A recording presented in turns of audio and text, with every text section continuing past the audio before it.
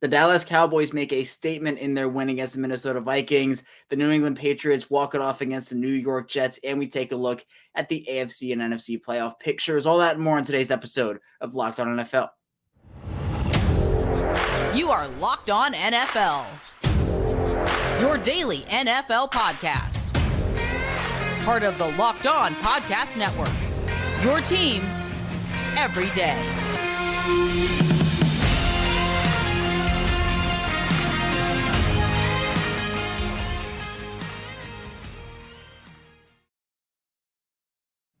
Welcome into another edition of the Locked On NFL podcast, part of the Locked On Podcast Network, your team every day. It's Monday, so that means you have me, Kevin Oestreicher, one of the many experts over here at the Locked On Podcast Network. Thank you so much for tuning in with us today, making Locked On NFL your first listen of the day. We're free and available on all podcasting platforms, including on YouTube. We're here taking you through the biggest stories of Sunday's NFL action in Week 11. And today's episode of Locked On NFL is presented by PrizePicks. PrizePicks is daily fantasy made easy. Pick 2 to 5 players, and if they score more or less than their PrizePicks projection, you can win up to 10 times in money on your entry. First time users are going to receive $100 in the deposit match up to $100. Also promo code Locked On. That's PrizePicks.com. Promo code Locked On.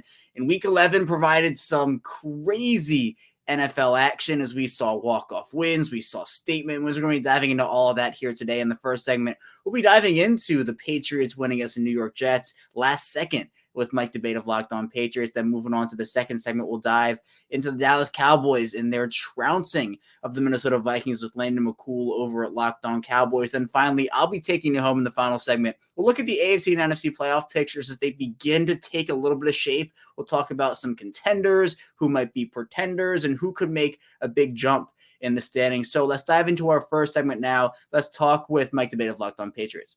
Well, we had an instant classic AFC East divisional battle in Week 11 between the New England Patriots and the New York Jets, and the Patriots come out on top. So that means Mike Debate of Locked On Patriots is here to break down the game with me. And Mike, I'm sure you're feeling all types of emotions right now, especially after this game looks to be deadlocked at 3 going into overtime, but then you have the Marcus Jones punt return experience. I mean, just take me through that play and what you were feeling. Well, I mean, at that point, Kevin, it's really all about just raw emotion, like you said. I mean, in the first half, there were a lot of sloppy play on both sides of the ball. Both teams really kind of seeing which one wanted to give it away even more. Special team snafus, penalties, anything you could possibly think of that could go wrong went wrong in the first half, I think, for both squads. And really, I think it created a very malaise feeling to be overcoming the Foxborough crowd in New England for this game. But Marcus Jones, ice water running through the veins. This kid, ankle injury, automatically a lot of people thought he was not going to come back. He was listed officially as questionable to return in this game after leaving very shortly after the second half began with the ankle injury. He comes back, and not only does he come back, he comes back with a vengeance. And, you know, bottom line, he has the skill to do that. It's not the first time he's broken the game for a game win. It's the first time he's done it as a pro, but in his redshirt senior season at the University of Houston, returned a kickoff 100 yards for a touchdown with 17 seconds left. Did it against 19th ranked SMU. That won Houston the game 44-37. That's the season where he won the Paul Hornung Award. So that's the guy that the New England Patriots saw in the draft, and he showed up big time today in a game the Patriots needed to win. Yeah, they absolutely do. But in terms of Mac Jones, Mike, this is a guy who I know there's been some controversy up there in New England about, is Mac Jones the guy? Should Mac Jones even be starting right now? And the Patriots offense, again, didn't score a touchdown, only 3 points on the day, as the Marcus Jones touchdown was the only touchdown of the day for both teams. But how did he look in this one? Only 4 incompletions, 246 yards. Was this a performance you were impressed by Mac Jones against, I think, an underrated Jets defense? Yeah, considering the prowess of the defense that he faced, and also considering the performance of the offensive line, which was nothing short of abysmal today. And there were reasons for that. And I'll get into that in just a second. But this was an efficient performance from Mac Jones. This is the type of performance where you see him capable of completing his passes, utilizing play action. Surprisingly, Mac was pretty good when they utilized play action. I don't think the Patriots did that nearly enough today, or I should say on Sunday. That will possibly increase, or it could possibly decrease based on the news that's going to come out regarding center David Andrews leaving with what really is described as a very painful and potentially serious thigh injury. Definitely hoping the best for him, but not looking good with David out right now. So if that is indeed the case, as well as Isaiah Wynn going down, the Patriots do have some issues on the offensive line to correct. But ultimately, I think this was a minor step in the right direction for Mac. Still seeing some decision-making issues, still seeing a little bit of reticence, and his pocket presence doesn't seem to be what it was in his rookie season. But I think a lot of that is from the uncertainty from the offensive line and some of the uncomfortable nature of the way the play calling is going. But when this team finds its niche on all cylinders, they can be very effective on offense. And we saw seedlings of that on Sunday against the Jets. Yeah, and when you talk about the AFC East, Mike, it's a division that many people are saying, could they send 4 teams to the playoffs? Because obviously you have the Dolphins and Bills at 7-3. There, the Patriots and Jets now both at 6-4. What do you make of this division? Obviously, a lot of talented teams, and the Patriots right in the thick of it still. Yeah, I mean, right now, the AFC East has come a long way from the days where people used to refer to it as the AFC least. I mean, even members of the New England media used to call the remaining 3 teams in this division, along with the Tom Brady-led Patriots, quote unquote, tomato cans. It's not that way anymore. These teams have a great capability of not only going into the playoffs, but going deep into the playoffs. Buffalo and Miami, in my opinion, still the class of this division, but the New England Patriots and the New York Jets are going to be in for a fight toward the end of the season. And the Patriots holding 2 victories over the Jets is definitely a good thing. So while this didn't juggernaut them into immediate playoff contention, the Patriots let everyone know today, don't count us out. We're still here. And if you give us the opportunity to win, we have a chance to make the playoffs this year. Yeah, and what does a win like this do to the confidence of this team? The defense has been playing well all season. The offense, you mentioned, they showed some potential in this game. So what do you think the confidence level is around New England right now? Yeah, I think right now, I think they're cautiously optimistic in terms of confidence. I think Bill Belichick is going to show them the offensive miscues. I think he's going to show them a few of the special teams miscues, but he's also going to show them the defensive prowess and what they were able to do. Zach Wilson is not an also-ran quarterback. The Patriots held him to only 77 yards throwing on the day. They only held the Jets' rushing attack to 59 yards completely as a team. You put out that kind of defensive effort in terms of getting after the quarterback and making key sacks and key stops, especially in 3rd and 4th down situations where it was imperative that the Patriots needed stops to continue and be able to stay in this game. They did just that. So there is where the niche comes in. That's where the New England Patriots look to build on a performance like this. Again, still a lot to correct if the Patriots want to try to compete with some of the other teams in this conference. But right now, they're playing pretty good football, and I don't think they've reached their potential just yet.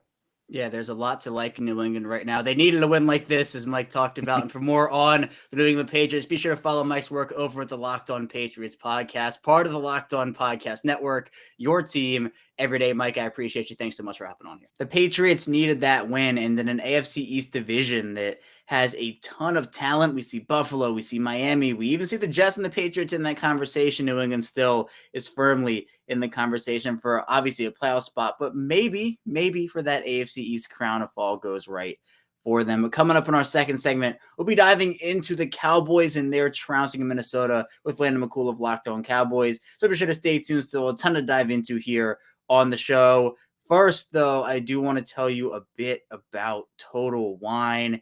And this holiday season, find what you love at Total Wine and More with so many great bottles to choose from. It's easy to find a new favorite Cabernet or Chardonnay or the perfect gifts for everyone on your list with some help from a friendly guide, and all with the confidence of knowing you found something for the lowest price. Love what you find only at Total Wine and More. Curbside pickup and delivery available in most areas. Visit TotalWine.com to learn more. Drink responsibly. Be 21. And this episode is sponsored by Turo. And Turo's the world's largest car sharing marketplace. With Turo, you can book any car you want wherever you want it, from a community of local hosts across the US, UK, Canada, and coming soon to Australia. You can browse a huge selection of vehicles for just about any occasion or budget. You can book a spacious SUV or a minivan for a family road trip. You can get a classic or luxury car for a special event, birthday, or even a holiday. You can find affordable economy cars if you're on a budget or just need to get from point A to point B. Many Turo hosts can even deliver the car right to you. Every trip is backed by liability insurance. Terms, conditions, and exclusions apply. Forget boring rental cars and find your drive at Turo.com. We're back here, our second segment of Locked On NFL. Kevin Oestreicher is still here with you. We just talked with Mike Debate of Locked On Patriots about that Patriots big win, but the Dallas Cowboys making a statement in their win against Minnesota in Week 11. We'll talk with Landon McCool of Locked On Cowboys about that now. Well, the Dallas Cowboys made a statement on Sunday with a 40-3 drubbing of the Minnesota Vikings. Here to break it all down with me is Landon McCool, one of the hosts over at Locked On Cowboys. And Landon, this is a game that I think some people really did expect the Cowboys to come in and win, but I don't think the way they did it was as expected. I mean, what went into this for the Cowboys, and how were they able to dominate through four quarters here? Yeah, I mean, I think they got Minnesota kind of caught in the trap, right? That the way that the Cowboys want to play is they want to score early. They don't want to control the time of possession, and they want to make you have to throw the football to win. And if they do that, then you have to solve the Quinn gambit of all these defensive linemen he's going to throw at you, and they're going to twist, they're going to stunt, and it all just kind of played right into the Cowboys game script today, and you kind of saw exactly what happens when that happens. Yeah, and you have the 40-point offense here. You have Dak Prescott doing his thing, 276 and 2 scores. Tony Pollard, another electric game from him, over 100 yards receiving, 2 touchdowns through the air for him, plus 80 yards rushing. And then you have Zeke Elliott with 2 touchdowns on the ground. What's that 1-2 punch like that the Cowboys have been rocking with all year here? It's just like, they've had such a high level of success rate. There's been so much discussion about the usage and are they using it correctly? But it's hard to argue with the facts of how well it's worked, the way that the Cowboys have used it. So, right now it's seemingly kind of an even a distribution of touches between these two guys. And that seems to keep Pollard fresh enough between these games, while also giving Zeke some of the difficult, carries. And you saw it today. They had some 3rd and 1s. They had some short yardage stuff on the goal line. That's when they were using Zeke, and he had a high level of success there. So I think that they've really kind of found their groove in the proper ways to deploy these running backs to get the best results for the team so far these last few weeks. Yeah, and Pollard is a weapon for Dak Prescott to throw that football too. But what do you make of the other weapons that he has right now? Pollard was 109, but no other Cowboys receiver had over 45 yards. CeeDee Lamb had 5 for 45 in this one. Are you impressed with what you're seeing by this wide receiver core, or do you want to maybe see a bit more? I think we're all kind of leading towards the Odell Beckham Jr. conversation, which will obviously kick into serious high gear this week as he's supposedly supposed to visit us and maybe even the Giants, according to some reports. Look, I think that this is a very typical way that the Cowboys want to win these games, right? They want to distribute the football to a number of different folks. You did see Noah Brown get involved. You saw Michael Gallup start to take another step forward, looking more and more like the guy that we saw at different points last year. And I think that's encouraging.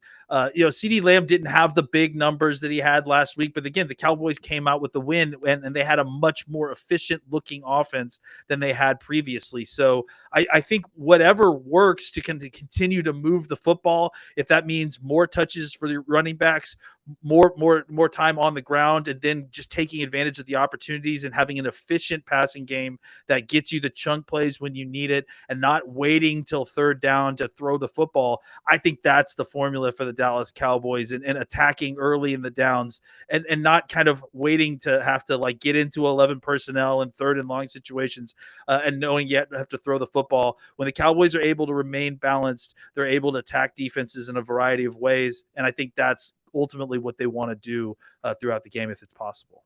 Now, you mentioned Odell Beckham. I have to ask you the question about him. Just if he does decide to sign with Dallas, if that's the route he ends up going, and if he's fully healthy, I mean, what would he bring to this Dallas offense, and how could he be worked in by the coaching staff? Well, I mean, I think it's unrealistic to expect him to be fully healthy, right? Like if he's coming off an ACL injury. So, and the Cowboys fans, we just saw Michael Gallup come off with a similar situation. He was cleared several weeks ago, but he hasn't started looking like Michael Gallup until these kind of last few weeks coming back from it. So it's a process. But where he does help the Cowboys immediately is that he is a reliable target. He is a bad ball catcher. If the ball, if Dak is having to throw off his back foot or he's having to throw on the run, he knows that Odell will make the play to go get the football. Maybe he isn't the explosive, dynamic player immediately when the Cowboys get him, but the hope is that if the Cowboys are able to get him It adds another reliable player that Dak can get to on third downs when he needs to, and then potentially a guy that, as he starts to get healthier, is another deep threat for Dak, because they don't necessarily have a full blown deep threat. With Gallup kind of still on the mend, this gives you another opportunity to add another one of those to your arsenal. Yeah, and even on the defensive side of the ball here, you have Dallas. The Vikings offense, they have weapons. I mean, Justin Jefferson, Adam Thielen, TJ Hawkins, and Dalvin Cook in there. They did a phenomenal job. You kind of mentioned it, Landon, when we started talking right before getting to this part of the show. But just where did you see the most impressive parts of that defense on Sunday? Well, I think what we didn't see is a lot of passes to Justin Jefferson, who's the best receiver in football. We didn't see a ton of Thielen. We didn't see a ton of success in Hawkinson. So I think that is an attribution, obviously, to the pass rush, as we talked about earlier. But I also think the pass coverage itself was really good. You saw Trayvon Diggs for a large proportion of the game following Justin Jefferson.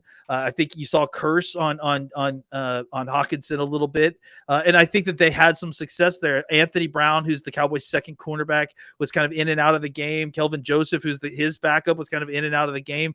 But the Cowboys were able to kind of maintain a high level of coverage. And I think that the other thing that I saw was that, even though the yard per carry looks good for Dalvin Cook, the Cowboys defense was able to, early in the game, get the Vikings into situations where they had to throw the football. And that's all about winning on first and second down and limiting yardage early on first and second down, which is what they were not able to do against Green Bay. So I think that is a big thing for the Cowboys. If they could find ways to win or limit yardage on first and second down, they're going to win when most of these situations where they get into 3rd and 5+. It's about getting into those situations that has been the issue for the Cowboys defense in the past. Yeah, you mentioned that Green Bay lost, a huge statement win again, just being able to play angry off of that loss and come out here with a dominant performance. But you have the NFC East lands in a division that I don't know that many people expected the output that is put out this year. You have the Eagles at 9-1, then the Cowboys and Giants both the 7-3, even the Commanders at 6-5 right now. Is this a division the Cowboys have a realistic shot at winning this season? I think they can. I mean, it's at this point, obviously the Eagles have built a lead that it's really about if they can falter. We saw them today against the Colts, who are, not exactly an impressive team. They just got a new coach for a reason. And it really was a struggle for the Eagles to kind of overcome that. I think that there is opportunity, even though I think they may play the easiest schedule or statistically one of the easiest schedules for the rest of the year.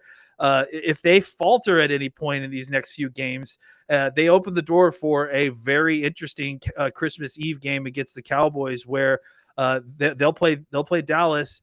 And this time we're not going to have our backup quarterback against them. And so it would set up quite an interesting game. And that's ultimately, I think, what Cowboys fans are hoping for, is just for that game to mean something and not, just a throwaway game at the end of the season against a team that's obviously going to be the division winner and another team that's obviously going to be a wild card playoff team.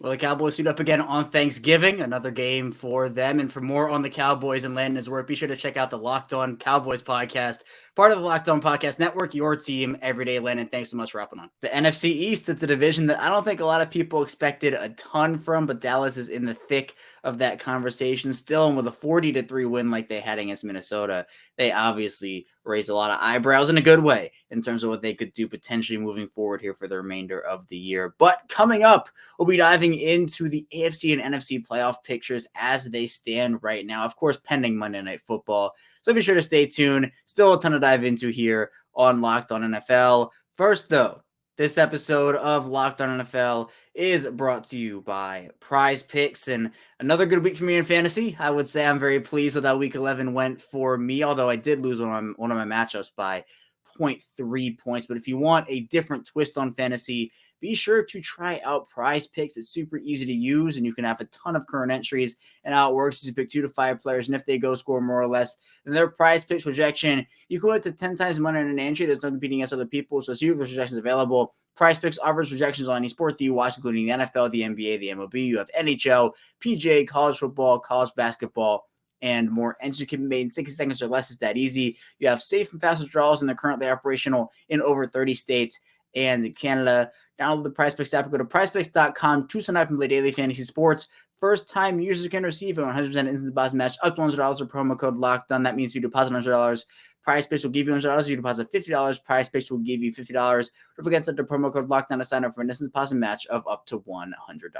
We're back here rounding out Locked On NFL on Monday after Sunday's action in Week 11. Kevin Oestreicher, your host, still here with you. Thank you so much for tuning in, making us your first listen of the day. Now be sure to make your second listen of the day Locked On Sports. Today, the biggest stories of the day, plus instant reactions, big game recaps, and the take of the day available on the Odyssey app, YouTube, and wherever you get your podcast. But let's round out the show here. Let's talk playoffs. The AFC and the NFC both have, I think, very worthy challengers for that Super Bowl crown, but the NFL's been super weird this year where we've seen upsets galore, teams that weren't supposed to be good or really good, teams that were supposed to be really good or not good whatsoever. So let's look at this playoff picture right now. We'll start with divisions and then we'll move into conference. So we'll go AFC first. Right now you have the Miami Dolphins in a tie with the Buffalo Bills for first place in the AFC East, but the tiebreakers put Miami on top of Buffalo right now, 7-3 each. Then you have New England at 6-4 and the Jets at 6-4. So that big win that we talked with Mike Debate about in the first segment puts the Patriots over top of the Jets there. AFC North, Baltimore's leading that pack at 7-3 on a 4-game win streak right now. Then you have Cincinnati 6-4, Cleveland 3-7, and Pittsburgh 3-7. So they're tied for third in that division, both losing and both looking like they're pretty out of that division race right now. AFC South, you have Tennessee at 7-3, Indianapolis at 4-6, Jacksonville at 3-7, Houston at 1-8. I think Jacksonville's shown a lot of good things this year. I don't think it's their year this year, but I think we're talking current playoff picture, Tennessee is probably running away with that one. Then AFC West, you have Kansas City at 8-2, the Chargers at 5-5, the Raiders at 3-7, the Broncos at 3-7. I will admit my mistake where I said I thought the AFC West was going to be the best division in football. Obviously, that has not been the case. Kansas City is, in previous years, has run away with that division once again. All right, moving on to the NFC. Philadelphia at 9-1 in that NFC East. Dallas and New York at 7-3 apiece there. Then you have Washington at 6-5. NFC North, you got Minnesota at 8-2. Detroit at 4-6. Green Bay at 4-7. And Chicago at 3-8. So that one looks like it's Minnesota's division, definitely. NFC South, a weird one, definitely. You have Tampa at 5-5. Atlanta Falcons 5-6. New Orleans Saints 4-7. And Carolina Panthers 3-8. So looks like Tampa Bay should be able to win that division, but the Falcons are making some noise and the Saints aren't going away either. And even the Panthers still have a chance. It's a 5-win leader division right now. So that one's up for grabs. Then you have NFC West, Seattle at 6-4, San Francisco at 5-4, Arizona at 4-6, and Los Angeles at 3-7. Obviously, we're still waiting the Monday night results. San Francisco and Arizona facing off here tonight. So let's move to conference. We'll read those off quickly. In terms of the AFC, you have Kansas City right now comfortably in that 1 seed at 8-2. Miami is the 2 seed at 7-3. Tennessee is the 3 seed at 7-3. Baltimore is the 4 seed at 7-3. Then you have Buffalo, the number 5 seed. You guessed it, 7-3. Then the wild card teams, the other two right now actually would be New England and Cincinnati, both at 6-4. The Jets are just outside the picture after their loss. They are also at 6-4, but you have tiebreakers there. So we'll just do first 9 for now, where we'll do first 8, where we'll do the 7 playoff teams, and then we'll do the 1 who's on the outside looking in. So moving on to the NFC, you got Philadelphia 9-1. They're in that 1 spot. Minnesota, despite the loss, still number 2 because Seattle is the next closest team to them at 6-4. They're number 3. Tampa is the 4 at 5-5. And the wild card teams are Dallas at 7-3, the Giants at 7-3, and the 49ers at 5-4. And then you have the Commanders at 6-5 right now, who are in that first one out spot. So it is interesting where, look, there are so many ways that teams can jump in and out of this still, but this is the NFL is up for grabs right now, I would say. I mean, I think the real Super Bowl favorite, in my opinion, is the Chiefs. They are clicking on all cylinders. I think Philadelphia obviously is the biggest challenger in the NFC. They didn't look super great against the Colts after losing to the Commanders, though. So you got to keep that in mind as we kind of move forward here and look at what they're going to have to go up against. But yeah, those are the top 2 seeds. And I think those are, the top 2 Super Bowl challengers. I think Miami's a real threat. I think Baltimore's a real threat. I still think Buffalo is a real threat. Tennessee could go either way. An impressive win against Green Bay on Thursday Night Football, but we'll see if that defense and obviously the rushing attack led by Derrick Henry can hold up there. Cincinnati, I think, can make some noise potentially. New England's the same thing. But I think in the AFC, the definite challengers, Kansas City, Miami, Baltimore, Buffalo, with kind of Tennessee, Cincinnati in that tier below range for me. Then in the NFC, I think Philadelphia is kind of in a class of their own right now. I think Dallas and Minnesota are in the second tier for me. Then you have Seattle kind of in that third tier with San Francisco. I'll do Seattle, San Francisco in that third tier, and then Tampa, the Giants are in the fourth tier for me. But you can still see some movement here. A lot of divisional battles still to go, especially when you're talking about the AFC North, the NFC East, the NFC South, as we talked about. All these divisions are still up for grabs. And again, it's not like we have all these teams that, like last year, there were so many teams, and you can even go back 2 years where there were teams that didn't make the playoffs. What was the record? Like 11-5 or 10-6 didn't make the playoffs. There are teams that aren't going to make the playoffs this year that have really good records and played really well this season. But because of how many good teams there are, and not necessarily elite teams, but just good teams this year, that is where I am looking in terms of, all right, there might be an 8 seed who just misses out or a 9 seed that just misses out that maybe deserve to make the playoffs, but there were just so many good records this year that it just wasn't in the cards for them. I know Miami dealt with that a couple of years ago. They were in a race with Baltimore and a couple other teams for that. So I think there are a lot of competitive teams this year. My Super Bowl favorite, though, as I said, still the Chiefs at this moment. But again, Baltimore can make some noise. The Eagles can make some noise. You got the Bills and all these different teams, the Dolphins and the Vikings and the Cowboys. There are teams to challenge, but it's a wide open NFL this year. I think it is absolutely wide open. A lot of teams can come for that Super Bowl championship. And look, I'm excited to see what ends up happening there. That's all I have for you here today on Locked On NFL. Thank you so much for tuning in with us today. When we get back here tomorrow, we'll be diving into more NFL content with your Tuesday host. So be sure to stay tuned for that, and we'll see you right back here tomorrow.